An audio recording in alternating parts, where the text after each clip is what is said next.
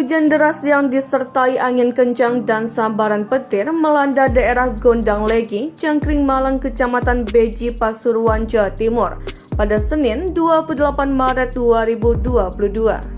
Video memperlihatkan situasi mencekam yang direkam warga beredar luas dan viral di media sosial. Salah satunya diunggah oleh akun Instagram @terangmedia.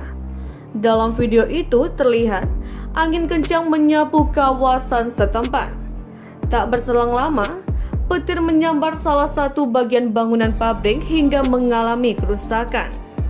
Berdasarkan informasi yang dihimpun, hujan deras dan angin kencang melanda hampir di seluruh Kecamatan Beji, mengakibatkan beberapa atap rumah warga rusak.